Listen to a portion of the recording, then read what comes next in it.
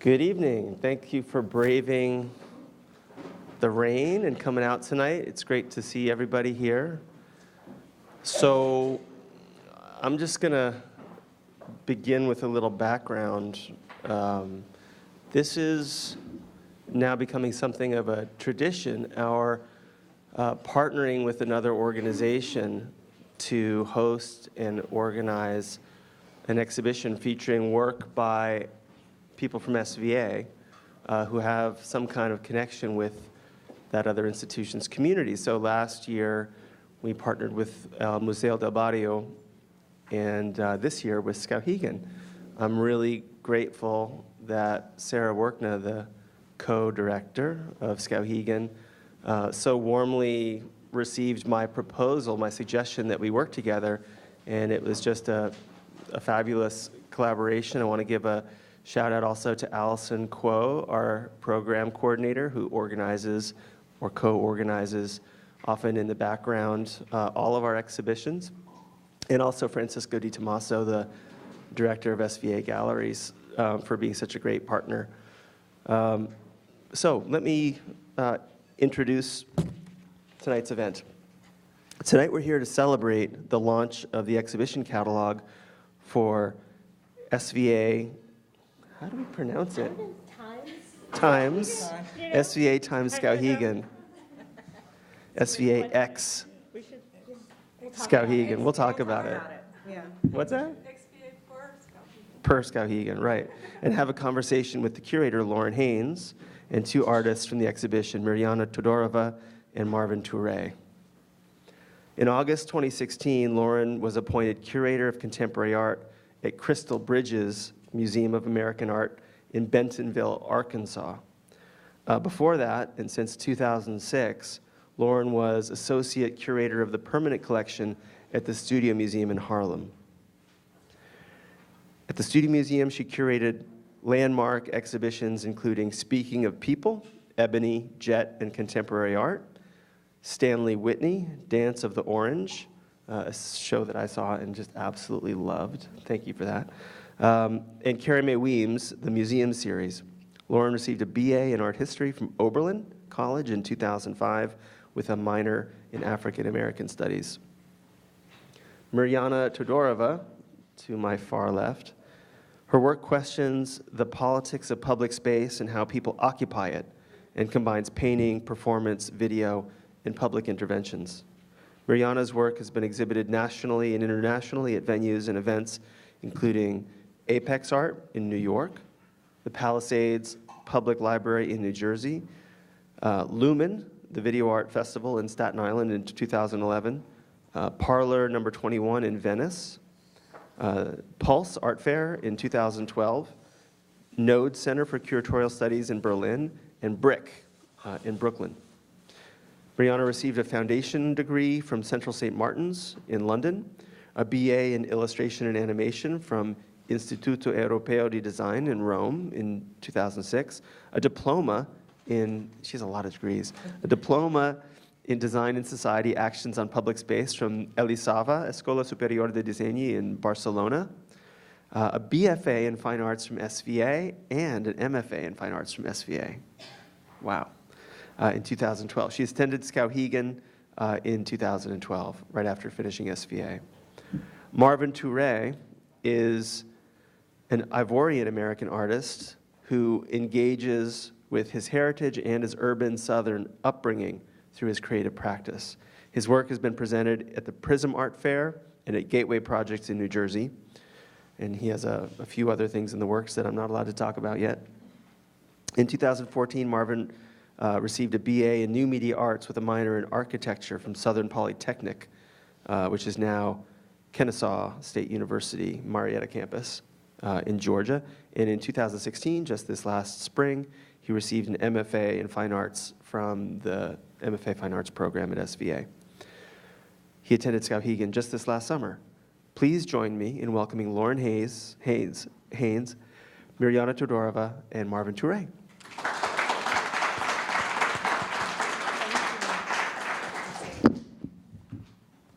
Thanks so much. Okay, I'm gonna just be that person that holds it.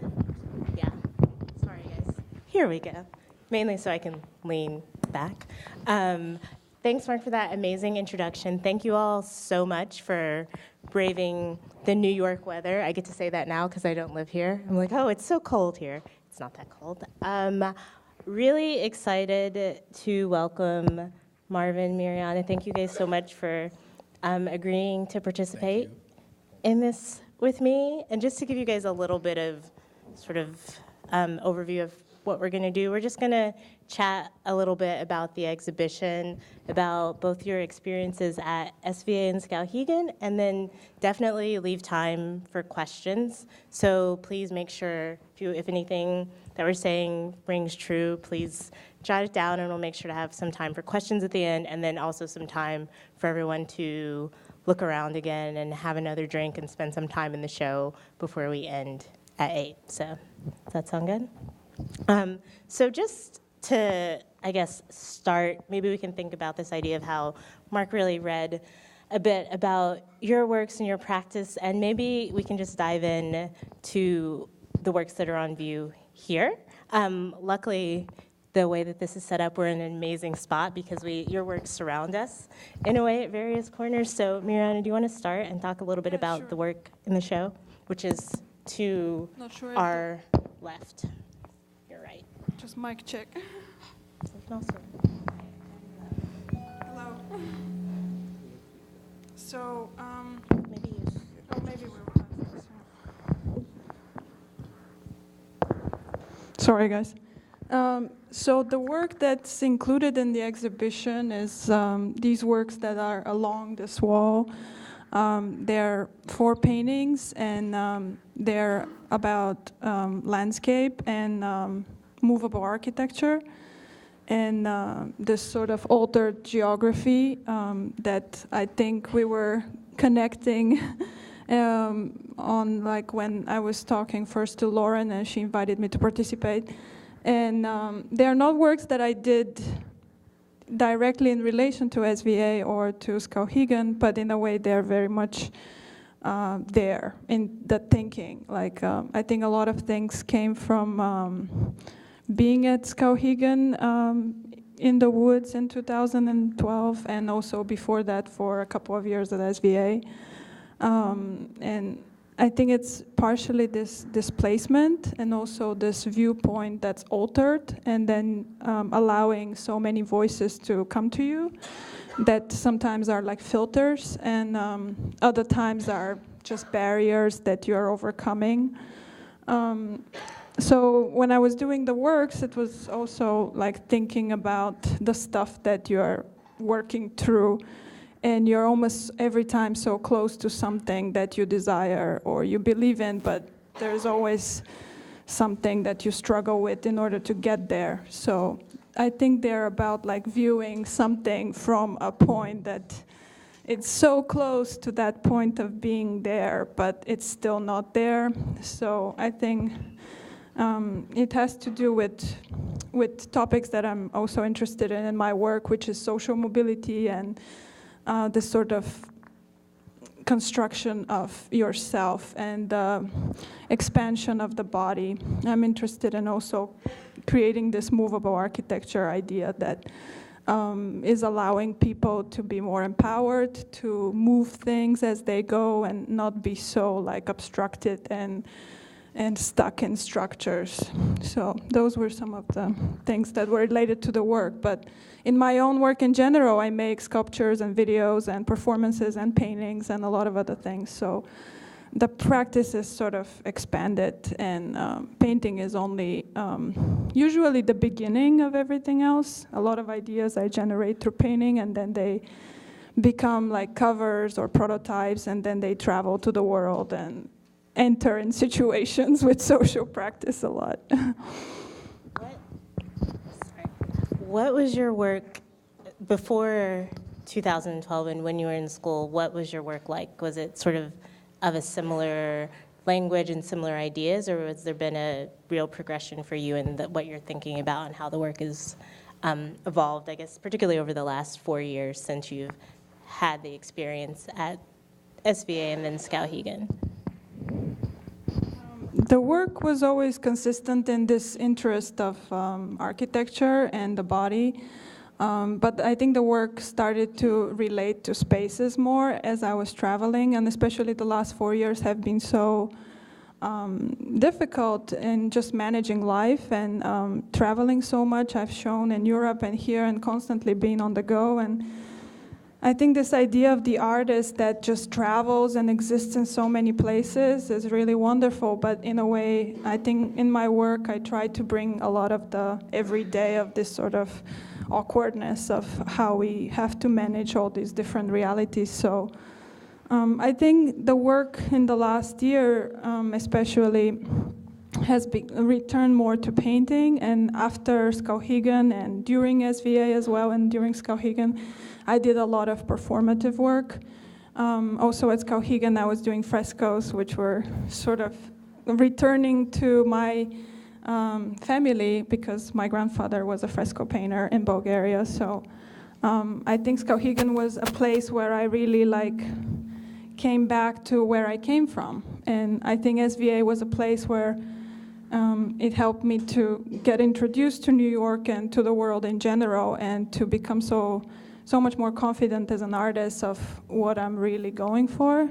At Skowhegan, everything sort of broke down and became like, where are we and what are we doing? And does it matter when you're in the middle of nowhere and not related to your peers? And what does your work mean if it's about public space, but then you are in nature and vice versa?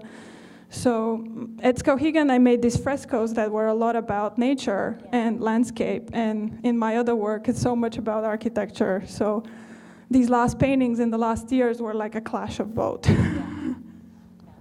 So no, I think that comes across, and I feel like that's one of the things that I was drawn to in thinking about the exhibition and thinking about how to bring together these two amazing organizations that have worked with such a fantastic range of artists, really, and thinking about the exhibition and wondering, okay, being given this artist list that was pages long, which was, a great exercise, I think, for any curator to be given the task of saying, okay, here are the artists.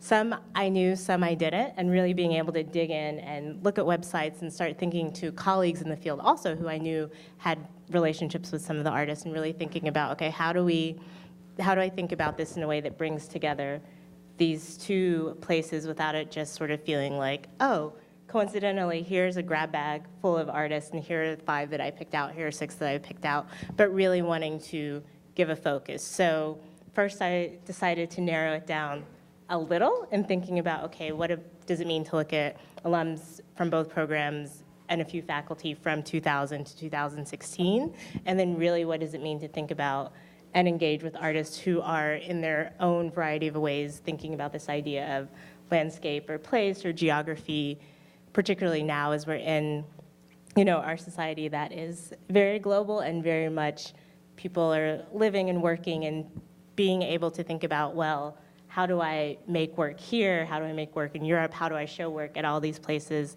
that really speaks to what I'm doing? So that's really part of what jumped out at me when I was thinking about your work as well, and just really being excited by that idea. Marvin, now your turn.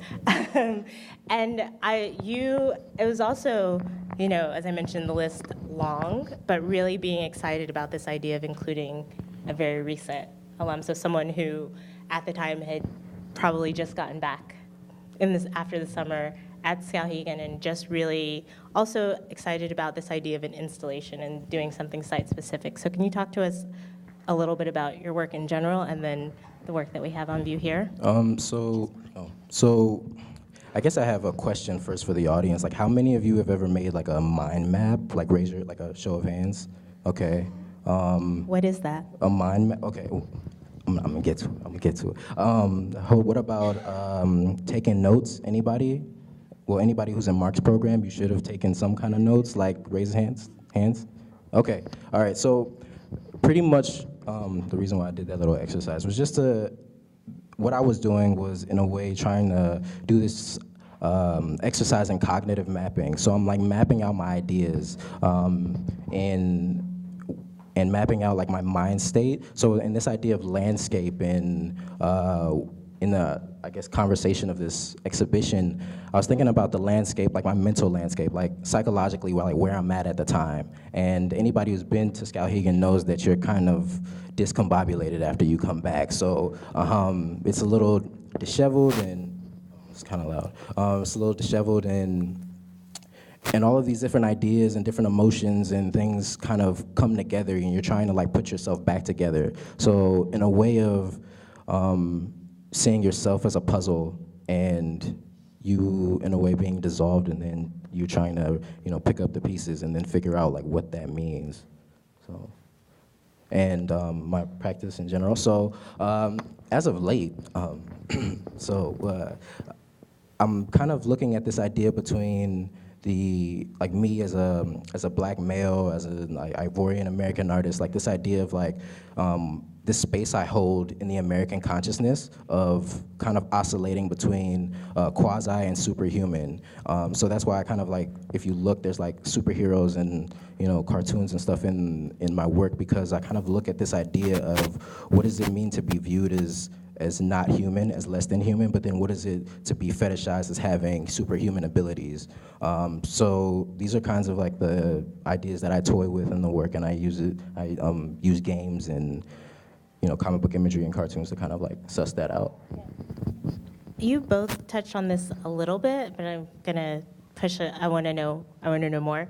You both are talking about the experience of being in Maine at Skowhegan, and Marvin, you're saying coming back feeling a little discombobulated, and I know before we were chatting about it a little bit. Can you guys talk about how that experience sort of now, as you're looking back and thinking about it, what that means?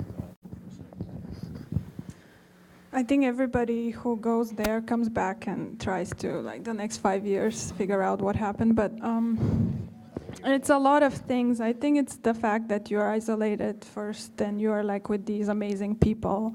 So the world becomes like this great place. Like you love everybody around, you're inspired by them, and you believe in them. And suddenly all these like social propositions that you were imagining that could happen suddenly are happening in front of your eyes. So everybody is doing these things that you can be part of. Everything is fluid. People merge. Conversation is so much more open. People share ideas on different levels. So these are the strengths, I think, of Skowhegan being there. And I think coming back is always rough because suddenly you come to New York and then you're like, who are these people? You know, you're used to being with like 65 people or 100, including staff that you know and you feel related to. And suddenly in the city, you feel like, oh, there's so much going on that I don't know what to do. Like, I'm almost like not in control. I don't know how to act. I don't know how to connect to so many people. People don't have time. So there's this factor. And there's also the other thing of like being in such a condensed time, facing so many of your phobias and problems and issues, and facing who you are and changing yourself, and then coming back and realizing, oh, I changed, but then what do I do now with my life, you know? So I think that's part of my experience, was that in grad school, especially at SVA, it was so much about community in a way of really sharing, exchanging, and getting your art to the next level and pushing everything and showing as much as you can, getting the opportunities that you could, and being so out there. Then at Skowhegan, especially in my case, straight after, then you go there and then you're like, oh, what does it mean to have a career? Where am I in my career? And all these things start to like feel like difficult. Like, okay, I got into a place where maybe I'm an emerging artist or of some sort or something. But then what do I do to help this world to move forward? Like who do I relate to, and who do I want to make work with? Then you come back and, community, you start picking places where you live, where you're going to work. And it's really, I think it's difficult. You lose yourself in the city so easily. And that's why after Skowhegan, you need to meet again and again. And gather with all the people that have been to Skowhegan because they feel like they are at that level, that they understand you. And that helps. Sarah knows we've gathered like many times after, and we crying and stuff because you feel like your family left you or something like that, or you abandoned something that you didn't want to, and or you were forced. But at the same time, you don't want to really return to it because it's like a capsule and time lapse, and it's so special, and you feel like you can't reconstruct it if you don't have the same timeline.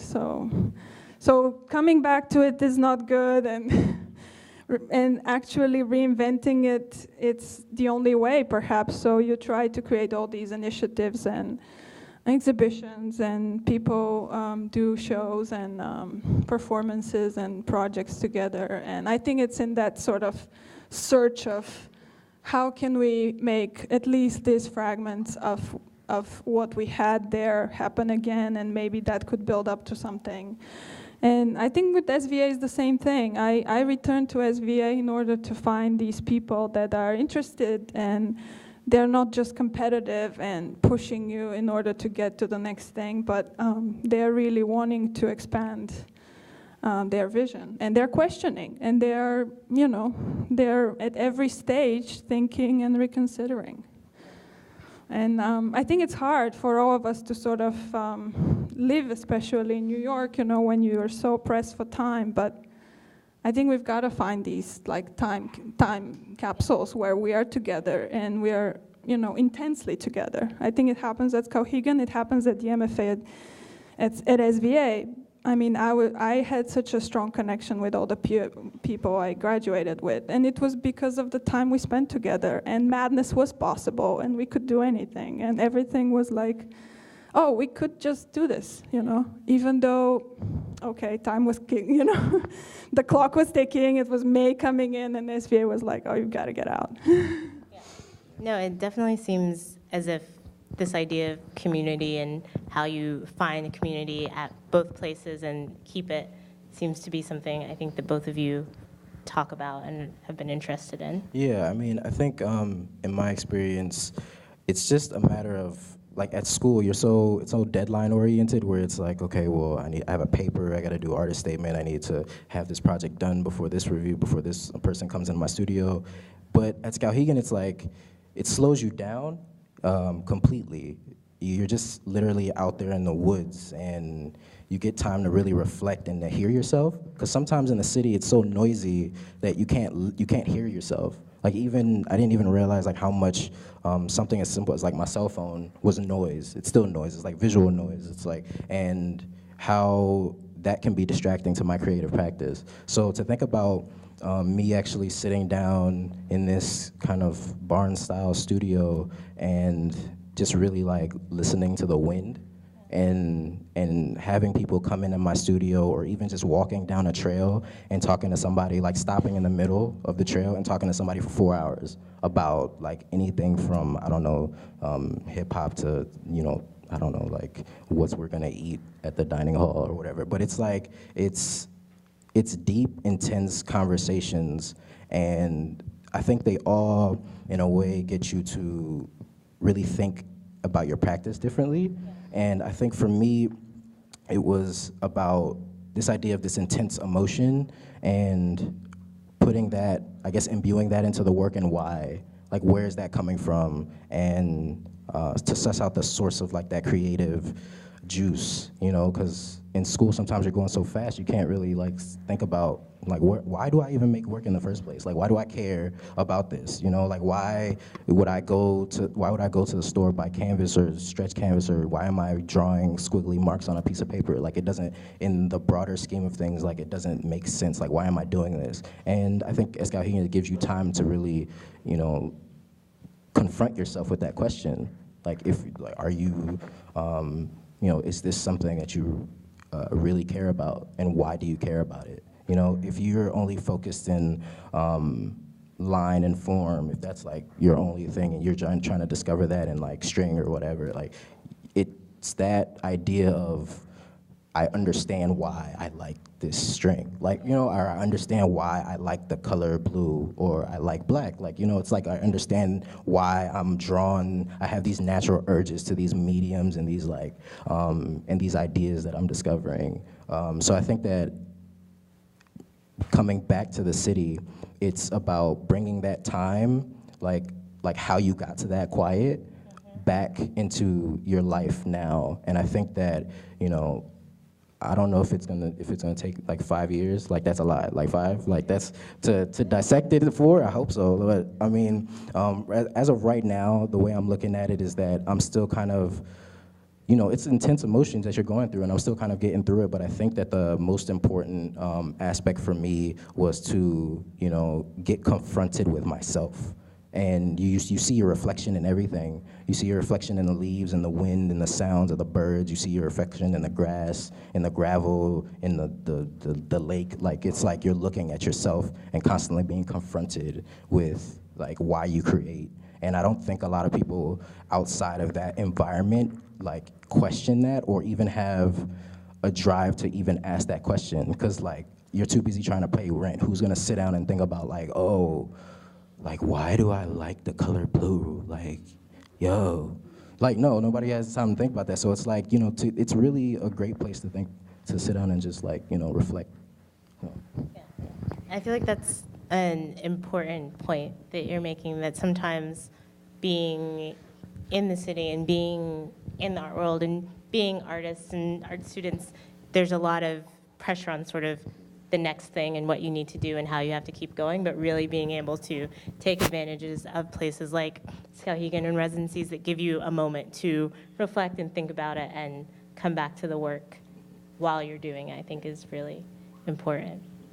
Can you all talk to me a little bit about how the work, if maybe it hasn't, but how your work that's in this exhibition has changed for you, seeing it in this context, or now, you know, I know you both were at the opening in December, and now even a month later, coming and seeing it again and really thinking about how that feels. Particularly, Marvin, your work is site-specific, so this is the first time that you've installed it and seen it, not just on the drawing that you made and while you were installing it, and now how it feels to you.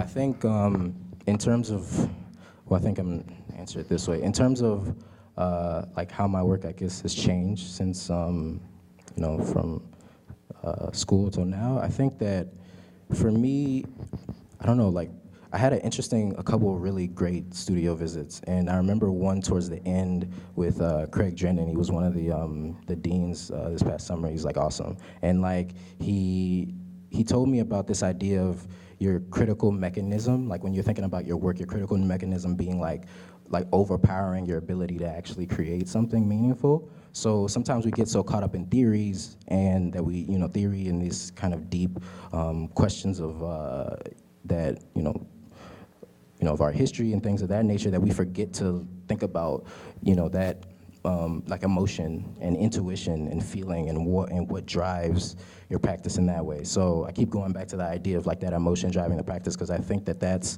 that element of the work that you can't really explain, you know, that you can't really put down sometimes in a, you know, 500-word, you know, or a statement, or like a, you know, for a grant or whatever. Like you can't, at times, like, it's okay to have a part of your practice that you can't explain, that you can't write, that you can't necessarily put into words at a point, because, you know, I think at times that's where the magic lies, you know. And I think at times when you're in certain kinds of institutions and there's like a pressure to, you know, kind of, you know, package your work in a way, you get to a point where you forget that magic and you forget what that extra thing is that wakes you up in the morning, you know.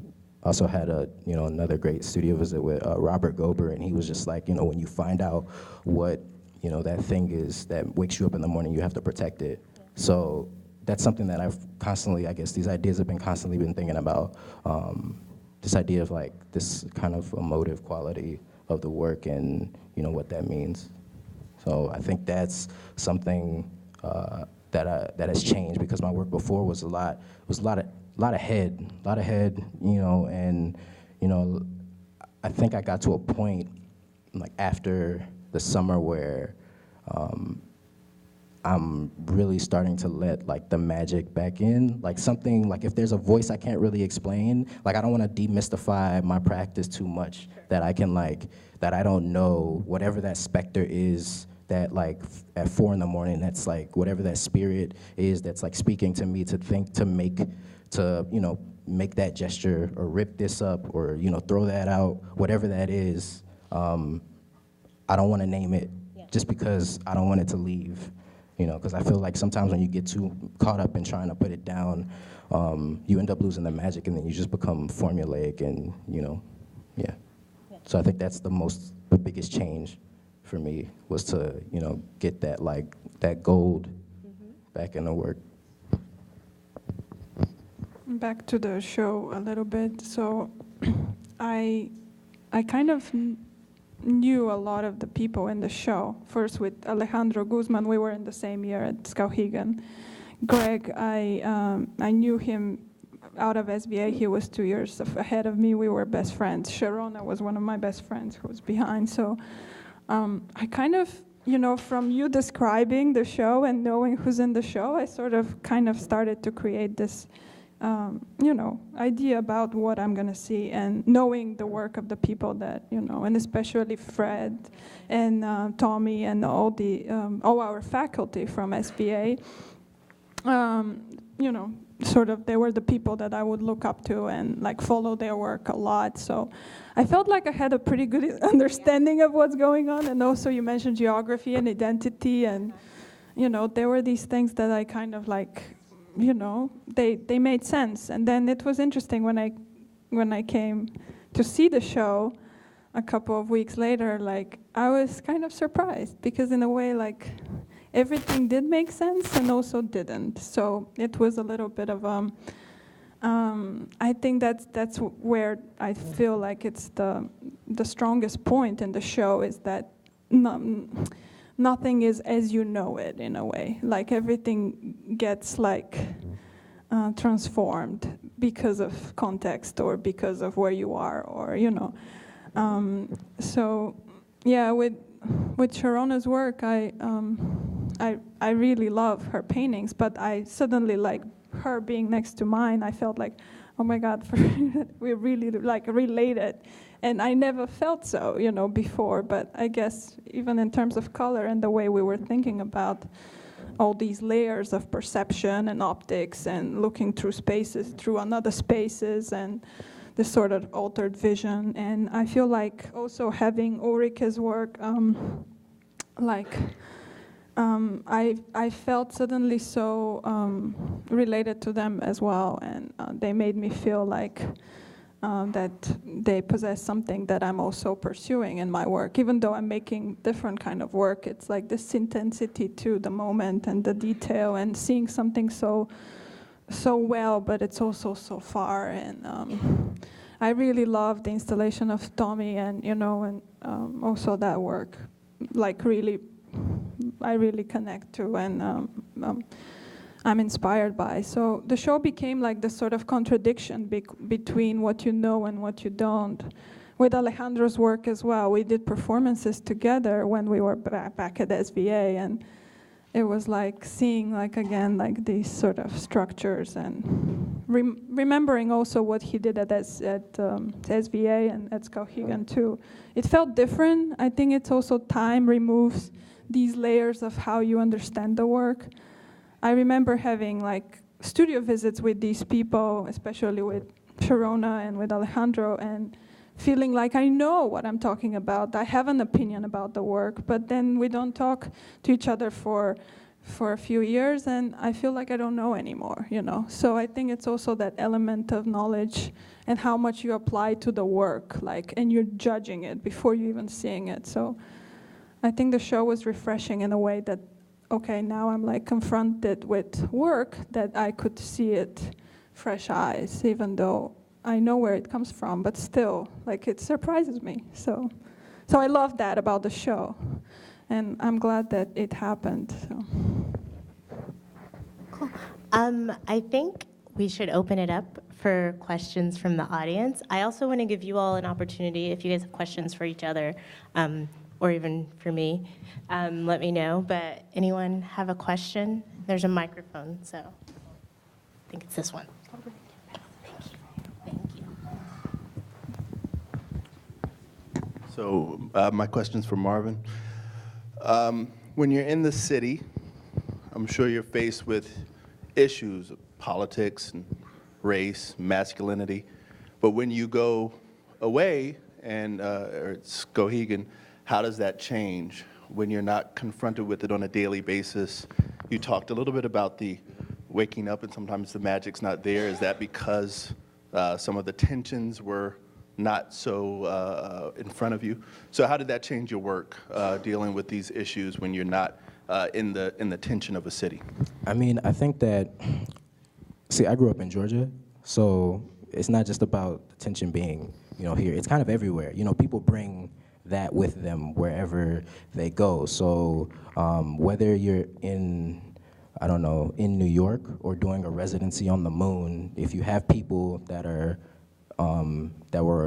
part of these, civilizations that we're from, that are part of these communities, they're gonna bring their own, baggage to these places. So you can't really escape that. There's no perfect, kind of space. But the good thing is when you have institutions that try to that have the correct instincts in going against some of the things, when you get that pushback, I think is important. But to answer your question, I think that I'm always kind of faced with that. I never can get, I guess, away from it unless I'm in, you're in your own home in a way, and you just gotta shut off, and I believe it was Bell Hooks who talks about your home being at a pace of revolution, being in a pace of reprieve and stuff like that. So I think that that's a place where you can kind of get that magic back, kind of get that away from all of that noise, to kind of hear yourself, I don't know if that answered your question. Okay.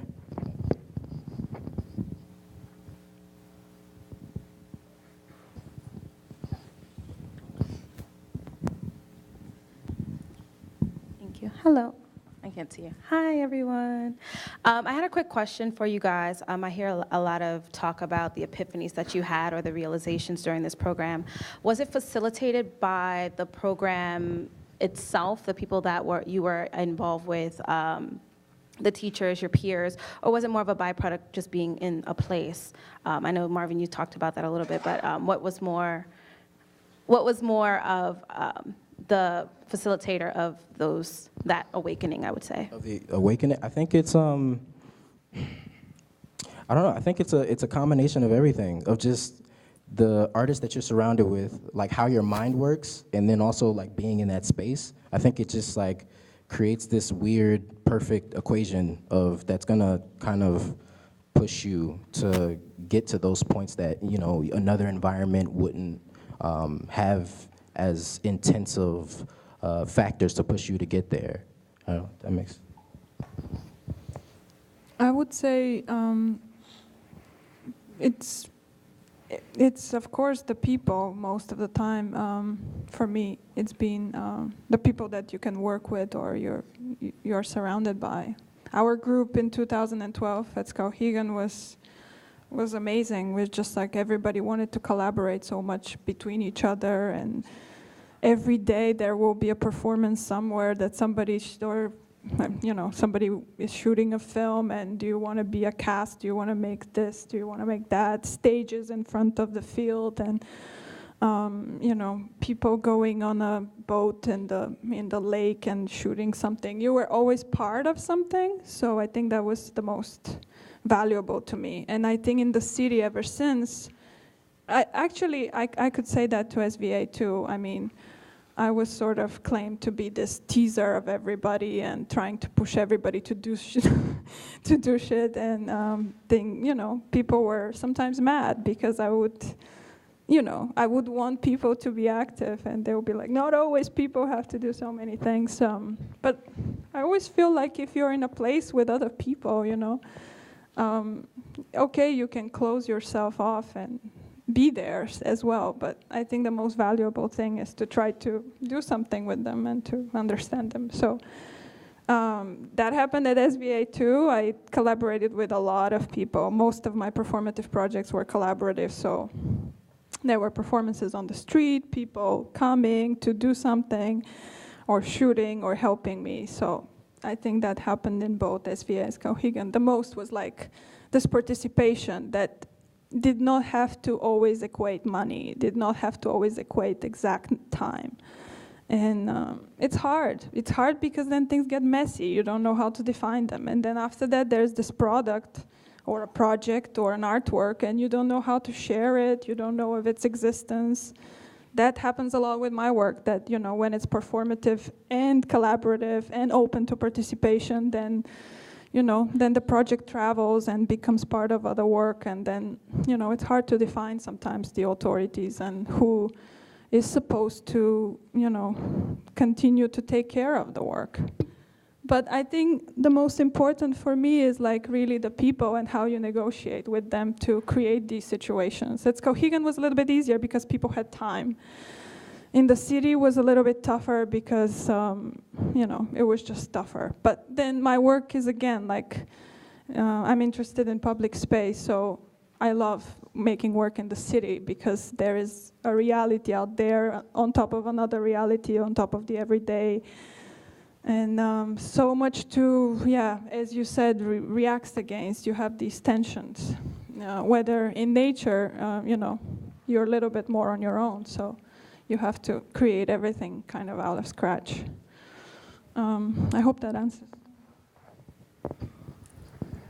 Other questions?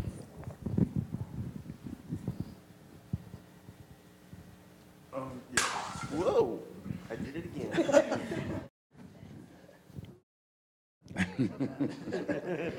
I can speak on this? Yeah. Hello, my name is Michael Anthony Piguez. I'm an artist, pop artist. My first time coming here, I've heard about SVA, and this is quite interesting. I do understand that there's a different diversities in here, and just hearing from all you people up there, this is quite understandable that you have to keep things moving in the art world, and regardless of whatever distraction, anything like that. Anything that distracts me or whatever, I just keep going, you know, it don't matter, as long as something comes out of your head.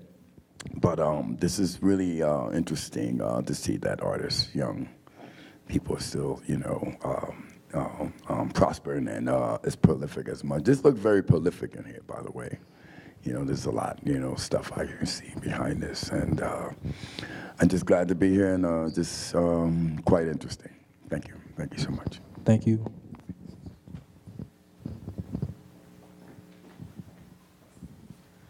Lauren, I had a question for you, which is, I mean, since when you talked about the process of finding a curatorial theme for the show and how it's thinking about artists and how they're constantly being asked to move and, you know, wanting to be in different places, but also maybe out of necessity.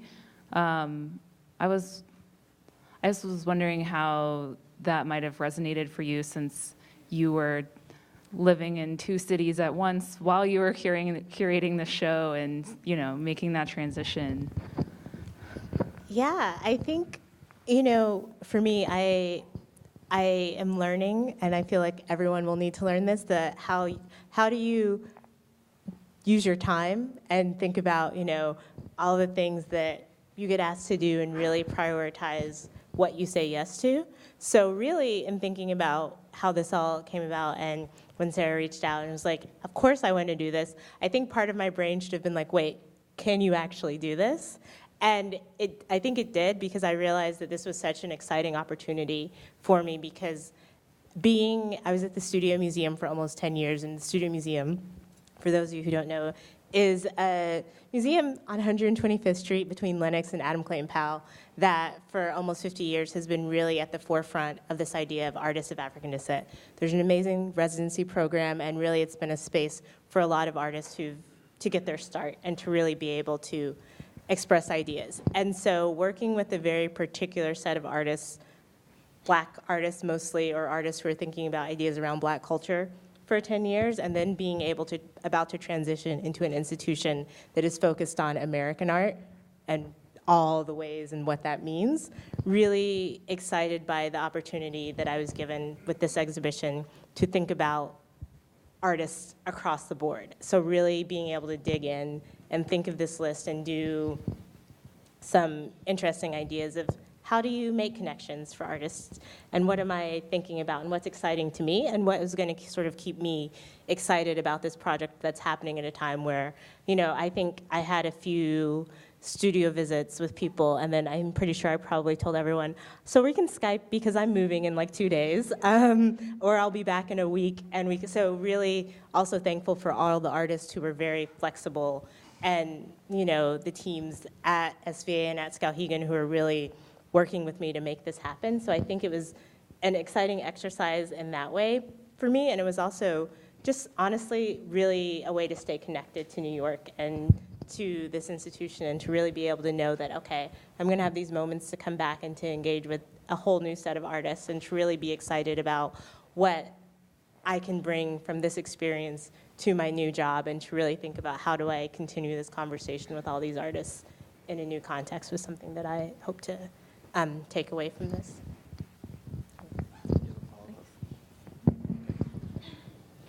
Any other questions? I have one. Say what? Welcome to the art world. Right. Welcome to the art world, everybody. So Marvin, when you came back from Skowhegan, you know, I said, how was it? You said, changed my life. And I think you gave a bit of a clue as to how, when you talked about it giving you time and space to reflect on why you make art, why dedicate your life to something like so difficult, something that's so often unappreciated or thinly rewarded. You know, there's lots of professions and avocations that don't really demand an answer to that question. You know, a lot of people do what they do because it's the only option open to them, or for the money, or for the, you know, whatever. But I don't think, I don't think it. So I often ask my students, you all know, I ask why, we have to ask ourselves, why do we do this? And there's, in my mind, there's two ways of answering the question. And the first set of answers usually have something to do with why you do it for yourself. It's what I enjoy most, it's what I'm best at, it's the only thing I've ever really been good at. And then I feel like we need to dig deeper, and that's maybe what you were doing up on the lake in Maine. There's an answer that has to do, why do I do this, beyond just more self-centered reasons. Like, why is this the most important thing I can do with this one life that I have? Or this life that I have now, if you believe in multiple lives. So did you come up with an answer? Wow. For the two artists on the panel, and maybe also for the curator? I mean, I think that, I think that answer became apparent to me after I left Skowhegan in my travels, because after I left Skowhegan, I went to travel to Paris, and then I went to the Ivory Coast for the first time. So this is a place where my whole family's from. Like, I've never been there. So I got there, and so we were in the city and going around and whatever, and then my father, myself, and my uncle took a road trip to the village where my dad was from. And, I'm sitting there, it's like sitting with the elders and stuff like that. It's like real cool. I was like, oh. And my dad's like telling them that, because they're asking, what does he do? He's to finish college, what he's doing. And my dad's like, he's an artist. And like, I'm trying to explain to them what that means, because they're like, art, so you like paint like walls and stuff? Like, I was like, not quite, but like, so in explaining to them that, my dad was like, he talks about, things of our people. He puts like the words of our people in it, and like you see the faces of these like elderly people like light up, and they're just like, you talk about like our stuff in like our dialect over there in America. I'm like, yeah, and this is like because it's of me. And like I've never really seen that kind of level of joy from somebody just talking to them about my work before. And it's like, and I was like, this was what I was searching for when I was in Skowhegan. This was kind of like that was like the period at the end of the sentence. I kind of felt like I formulated like at SVA, like I came up with a couple of words. Like at Skowhegan, I finished, the rest of that phrase. But then when I went back home, like I put the period on the sentence, and I was like, okay, now I know. Like now I realize like what that means to me. Just to to go back home to Atlanta, and also to like have friends of mine who I grew up with or whatever, like my bros, like say, oh, I saw that piece you did. It really meant a lot to me. That means a great deal, more than any kind of write-up, any, kind of show. It means a lot to be able to like speak to them in a language that they understand. And I think that's what I've kind of found out for myself. For me, it was a little bit reversed. Mark, you said like, oh, you go and you're there, and then suddenly you're like more confronted with the question why I do this in general, also for other people and not just for myself. I think for me it was more like, wow, before that I was in the city, I was mostly concerned with the social, with like, why I do this, in this world. What can I do for the people that I care for and for the things that I care for, and how can I fight that, and how can it let it in my work to be stronger and to empower other people as well. Then at Skowhegan, I was like, oh, where are these other people? They're not here. And they're like, everybody was an artist and was in a way indulging in their own pleasures and wanting to do this or that. And suddenly I felt like more liberated in a sense of thinking more who I am, like why do I do this in the first place? And, is this what I really love doing? And if I'm alone at an island, somewhere, what is it that I'm going to be doing? Would I be painting, or would I be drawing, or would I be making structures? So for me, it was a little bit the reverse, but the same conversation as Marvin said. It's like it makes you relate to your inner voice of, as an artist, we have many voices, of course, in our head, but there is this one that it's very strong, and it comes from the way you come from and how you are raised and what you care for the most. And I think when you have access to that voice more, and then you bring it in the work, it's really good, and it feels like you're on the right track. But often, like, I feel like that voice is also, I feel like it's too self-indulgent, maybe. I mean, maybe because I'm from Bulgaria, and we, in my country, we are so much more concerned with the social. I mean, we've also been like, under communism for so many years. So even when I was growing up, like, there wasn't such thing as like, you do this because you love it. Like when I first came to New York, it was like, oh, I love this, I love this, I love this. That's what I will hear a lot around. I love doing this. Back in my country, it was a lot about like, what does this mean? Like, who do you want to do this for? And, so I think for me, it was a little bit reversed also, this idea of doing art in America, all these years. I mean, I've been like the last 10 years here, and I'm still coming to terms with this thing of the individual. Like, in my country back then when I was growing up, the individual was like just someone. But it's the idea, the social idea together and constructing something that was like people would live for. And then the individual pleasures was like, oh, forget about that, and that doesn't matter, It's like, what, the future, the utopian, we all gonna build something. I mean, maybe that didn't happen, but, people were aiming for. So so I'm loving the moment now where in America there's like this, for you, maybe you feel differently, but for me it's like I'm starting to feel like I'm back in Bulgaria, where all these people are starting to be so active around me. So I'm starting to feel like, okay, maybe it's there isn't separation. It's just going back between the individual and the shared. So, a follow-up for you, Lauren. Does the answer to that question, is that important to you as part of your curatorial process, or is it about the work?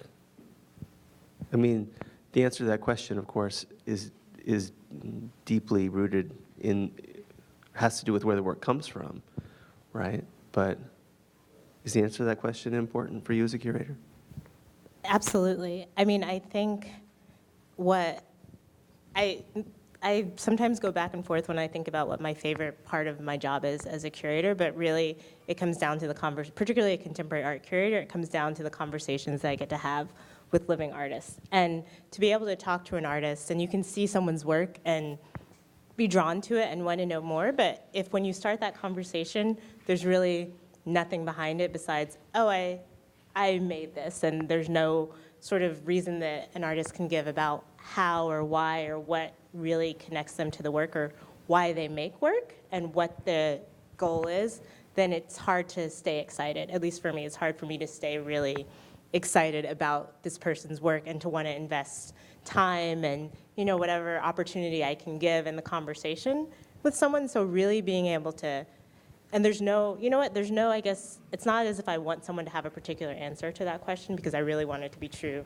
to themselves and their practice and the work, but I think at least being able to think about it is something that's important and helps me to be able to also formulate my thinking around what I do as a curator and what I can do and why I do what I do. Anybody have any last thoughts? All right, thank you so much. Oh. Okay, Miryana. Sorry. One more question for Lauren. I forgot to ask you in the first place, but do you think, at your new position, or probably it was already at the Studio Museum in Harlem, you know, if you're given the opportunity to start your own show, to curate something out of scratch, and there are no other obligations or, you know, other people imposing ideas, do you think you start from the work or from your experience or from ideas, or how has it been, like, you know, at least for the last years? So all of those things, if it makes sense in a way. I think there's some ways that I start from the work, right? So always seeing and going to things and people sending me images and having studio visits and starting from the work in that way and seeing if there are things that a lot of artists are thinking about or common themes that I see. Sometimes it starts from an idea that I have that I've been thinking about for a long time, and I've finally found a way to articulate it through works of art. And then sometimes it starts with, there's an artist who I'm obsessed with, and I just feel like, oh, now, if I do this exhibition, they have to spend time with me. And I get to understand the work and get to really do it. So it's really a variety of all of those things that happen, and hopefully that's what it was like at the Studio Museum, and that's what it will be like as I continue my curatorial practice sort of wherever I am. But do you think you're gonna have more of that where you are now, or do you think it's gonna be a lot of trying to work things out in the field of? I see what you mean. Like, so trying to solve bigger issues that, you know, that's a great question. I think there will be ideas that I'm just drawn to and that maybe won't solve or further any larger questions that we sort of think about as in the art world, but hopefully I will also be able to make exhibitions and work with artists that contribute to that conversation, even though being not in New York is sometimes, I think, will be interesting to see sort of how that happens and sort of what, how I enter into various conversations being somewhere that's a little off and below center. So it's an exciting challenge, but hopefully my work as a curator won't change too much, I think. Thank you all.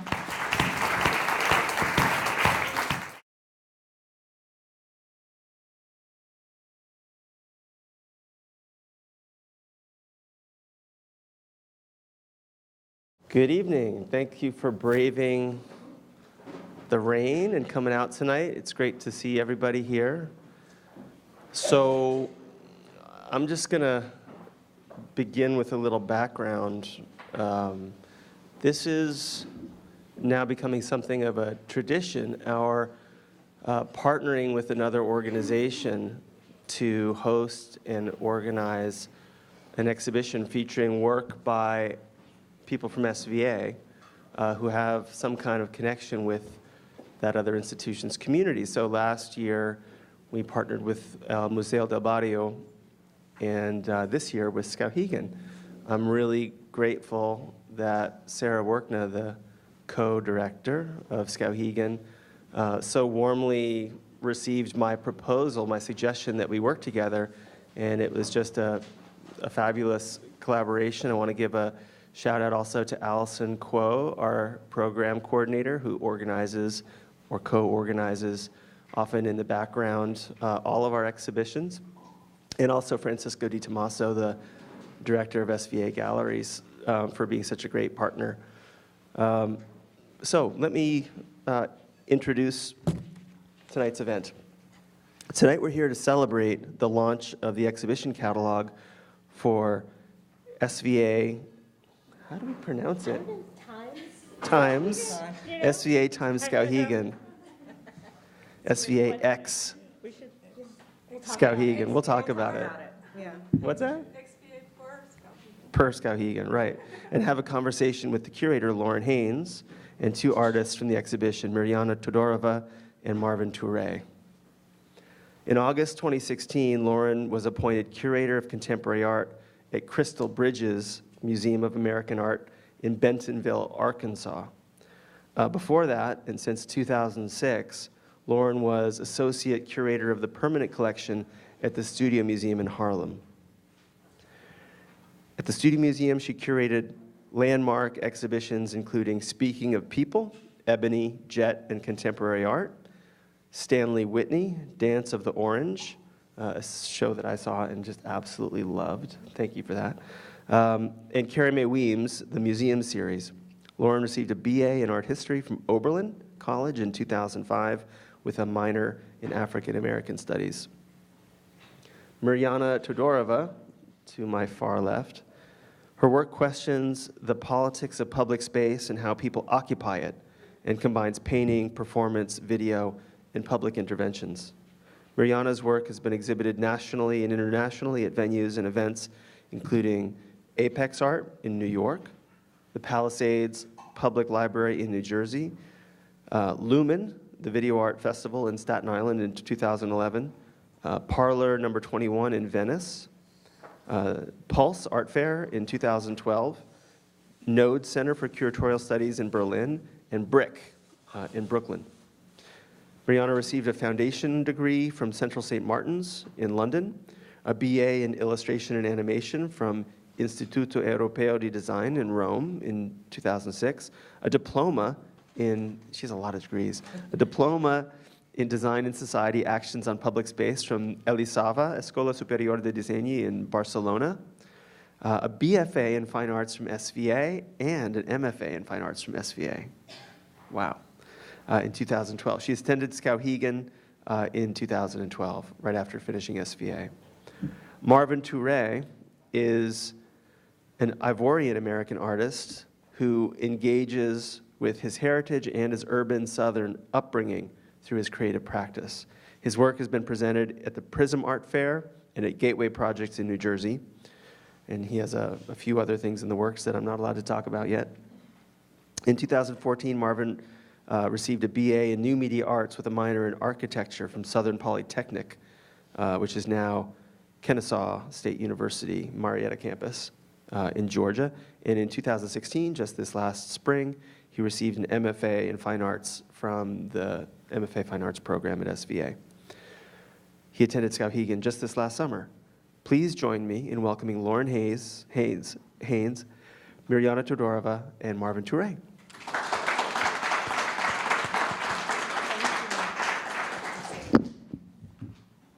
Thanks so much. Okay, I'm gonna just be that person that holds it.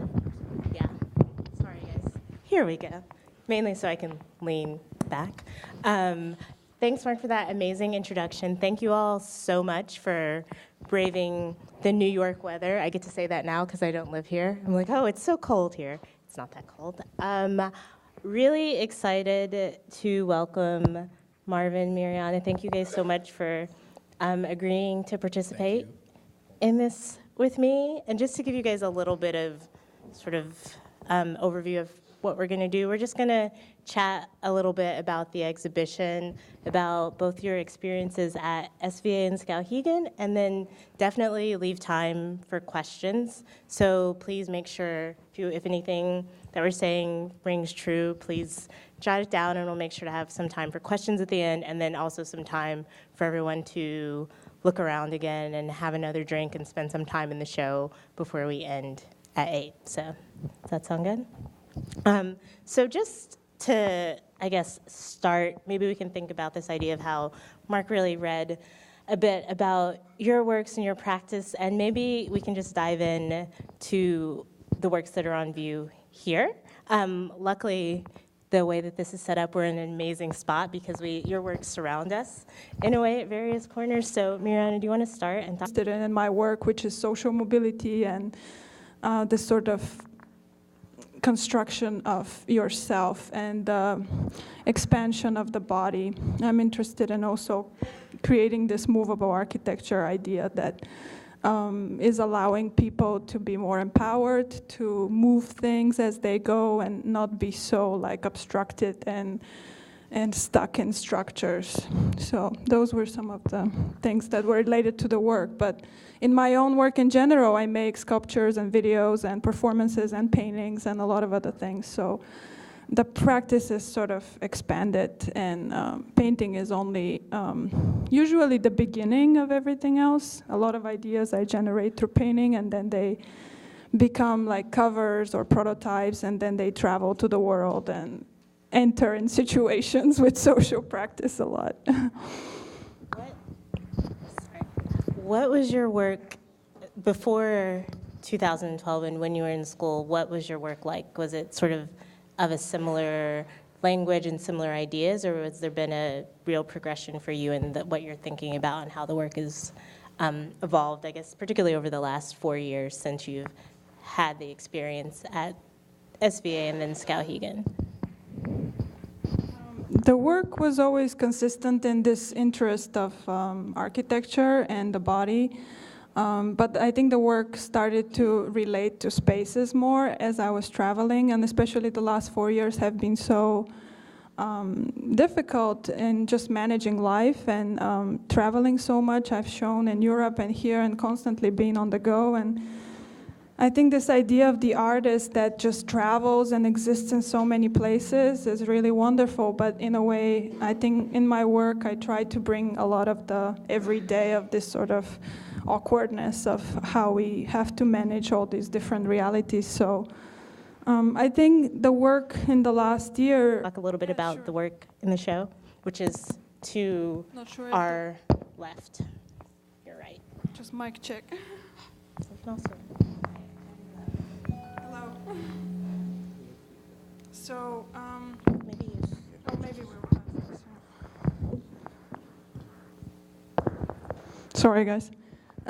So the work that's included in the exhibition is these works that are along this wall.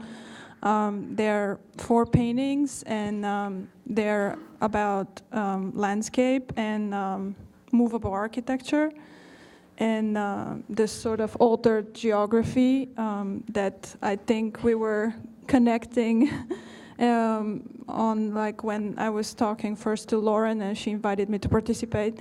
And they're not works that I did directly in relation to SVA or to Skowhegan, but in a way they're very much there in the thinking. Like I think a lot of things came from being at Skowhegan in the woods in 2012, and also before that for a couple of years at SVA.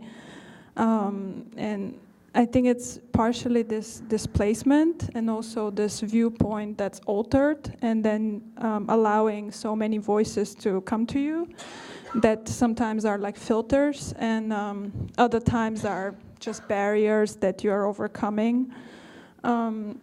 So when I was doing the works, it was also like thinking about the stuff that you're working through, and you're almost every time so close to something that you desire or you believe in, but there's always something that you struggle with in order to get there. So I think they're about like viewing something from a point that it's so close to that point of being there, but it's still not there. So I think it has to do with topics that I'm also interested